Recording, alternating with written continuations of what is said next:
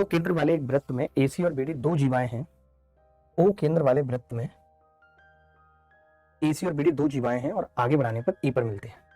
AC और BD E पर मिलते हैं।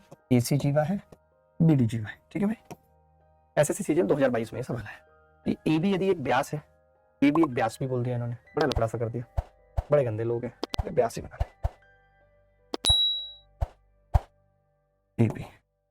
AB व्यास है, AC और BD दो जीवाएं हैं।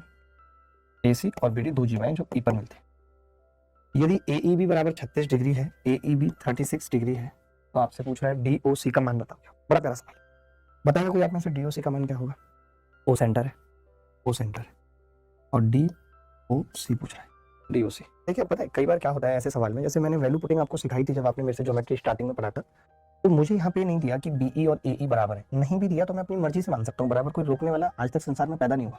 तो मैंने इन दोनों को बराबर मानते हुए कह दिया कि ये एंगल 72 है तो ये भी 72 होगा। 72 72 144 36 180। बस मुझे ये बात ध्यान रखनी है कि फुलफिल होनी चाहिए कंडीशन, ऐसा ना हो कि कंडीशन ही फुलफिल ना हो रही हो। कंडीशन क्या है कि त्रिभुज के तीनों कोणों का जोड़ 180 अंश होता है। मैंने कहा ये रेडियस है, ये बराबर होगी तो ये भी 72 होगा। तो आपने कहा 72 72 144, तभी 36 का एंगल आ गया और ये भी 36 का आ गया।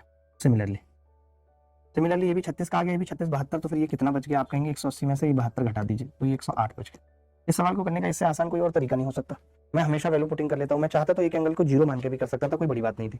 मैं चाहता तो अल्फा और बीटा मान के भी कर सकता था, तो भी कोई बहुत बड़ी बात नहीं थी। मैं इसको अल्फा लेता तो ये भी अल्फा, इसको बीटा लेता तो भी बीटा, लेकिन अल्फा बीटा से क्या होता है, इक्वेशन बड़ी बन जाती है, टाइम लगता। इक्वेशन बड़ी बन जाती है, टाइम लगता है, लेकिन अभी नहीं लगा टाइम, अभी हमने बहुत आसानी से कर दिया।